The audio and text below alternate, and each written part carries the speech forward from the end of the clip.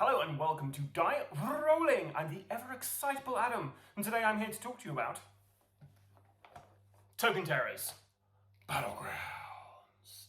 We have got the deluxeified edition of Token Terrors Battlegrounds. This is the Warlord's Wealth box, and we were sent a review copy of this by Token Terrible Games themselves, so thank you very much for that. I did an unboxing for this, and I just wanted to, once again, go over just how lovely the components for this thing are, because honestly, this review is going to be going through these components just so you get an absolute appreciation of how nice this game is. So yeah, I'm just going to talk you through this and we'll get to our review. Okay, so the box itself, a lovely piece of artwork, and you can kind of put this in the background to kind of like just have something there to, you know, for a little backdrop for you, because it's actually the same size as the board itself. Now inside you get these lovely bags, which you could colour these in if you wanted to, but this is basically going to be where all your you're going to be grabbing your reserves from to begin with, and then this is going to be your graveyard bag. So we've got two of these in there, one for each player. And then we get to the token terrors themselves. Now, although these aren't actually tokens, these are more kind of little figurines, but token figurines doesn't sound as fun, really. But these guys are really lovely to look at. I mean, it's just very nice. I mean, there's his back, but yeah, they're really, really well done. And they all have quite a lot of character in such a small little kind of bust, really. So yeah, so you've got all these different factions in this, and a lot of these as well. And the version we actually have enough so you can, enough cards in here at least, that you can have multiples of the same type on everyone's side. So for instance, you can have one player who's got goblins, and another player could also have goblins. Right, so we've got a rule book in here, and the rules are very simple, to be fair. But this is one of those games which has got quite a lot of deep strategy in there. At first you're like, oh, okay, well, yeah, this is pretty simple. You're going to be moving, you're going to be attacking, that kind of thing. But there's actually quite a lot to this. The positioning of your troops, melee and ranged, the fact you can dodge some of the ranged attacks, but sometimes you can't, being able to attack diagonally, and also being able to move more than one of the same unit once kind of per turn. It's also pretty good. The rulebook goes into a great depth to tell you how to actually play this game. Goes through all the different kind of, well, the glossary I just got to this, which tells you everything you need to know about this. And then we kind of go on to the terrible tactics. Now, the terrible tactics is pretty cool, because basically you can unlock new kind of cards in this. So if we get to those in 1 second. We've got minions manual here as well, which gives you some nice stats for all of the different minions that you actually get in here. So if you want to use these for, D&D or something, you've got them in there, and once again, just really lovely artwork. We have Chronicles of Chaos as well, which is a really cool little comic book that goes through each of the different factions and tells you a little story about as to why they're doing what they're doing. Gives you a bit of background on them. So yeah, that's just some nice kind of, a little bit of nice stuff for you to have and digest. Here's the board itself. The board isn't going to win any prizes for best artwork or best design, but it is perfect for the theme.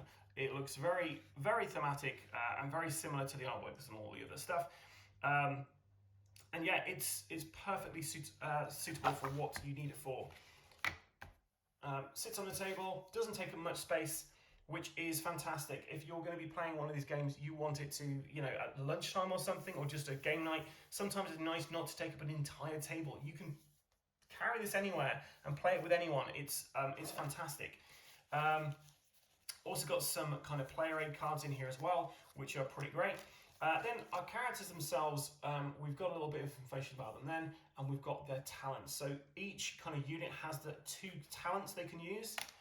So you've got kind of soldiers, we've got elves, we've got goblins, we've got wyverns, zombies, flying machines, and as I said, we've got additional cards in here as well. So you can actually have multiple, all kind of enemies working, You can have zombies and I can have zombies. It's pretty good.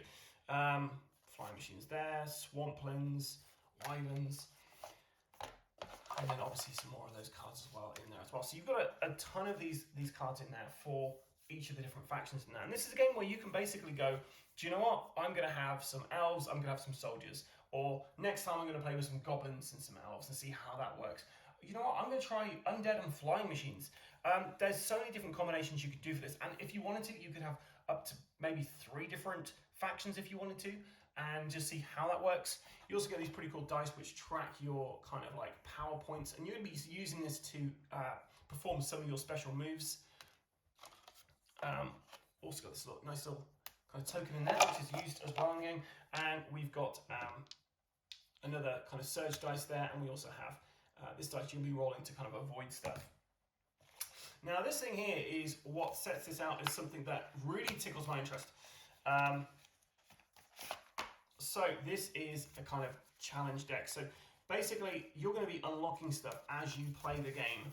And there are cards in here which I don't want to spoil for you, but I have opened one of these cards, and yeah, it was pretty cool. Whenever you have envelopes inside something to open up and add bits to the game, I'm a huge fan of that. It's just great. Adds a kind of excitement to the game, adds some more life to it. So yeah. So what is Token Terrors Battlegrounds? Well, essentially this is a 1 versus 1 grudge match where you are going to be taking on an army of various different factions versus another army of various different factions and hoping to come out on top. The gameplay itself is fairly simple. You're going to be moving, well, you're going to be selecting a unit type, you'll be moving that unit, you're going to be spending kind of surge points that you've got on your dice, gaining surge points depending on what you're doing as well, and generally trying to take out the opponent. Now, positioning is very important in this game because if you have a single unit on their own, they're pretty weak. But if you kind of turtle them with other units around them, then you soon increase their strength and defense, and you can really do some damage when you've got that. And there are 2 types of units really in this game. There are melee and there are ranged, and they both play fairly similar. The main kind of thing there is that you can only attack orthogonally unless you're spending surge points, or you have a specific tactic that allows you to do something different. And when you're playing this game, you really have to be aware of how many surge points the other player has got, because you don't want to be in a position where yeah, you've got a strategy and you're moving your guys in a particular area and you're not noticing that they've actually saved up quite a lot of points on their turn. They can do a ton of stuff and totally decimate your army. You've only ever got 10 units in total in this game, so you really do need to balance what you're doing. You've got to think about, is it worth sacrificing a unit at this point? Is it worth taking a risk here? Do I need to kind of like just haul up and just move my guys as slowly as possible to try to whittle down the enemy's forces? Reinforcement as well in this game is really interesting because you don't just put them at the back of your line. You can actually put them anywhere on the outside of the board. Now, like I said, putting a unit on their own makes them quite weak. But if you've managed to position your enemy in such a way, then you could essentially come back on your turn with like some really strong, a really strong positioning, which they didn't expect because you somehow snuck behind them. I really enjoy the various different challenges you can unlock in this, and they give you different like tactics that you can do depending on if you have the specific kind of factions listed on the tactic cards. I don't want to show you what those are because I don't really want to spoil it, but yeah, some of them really do change up the gameplay.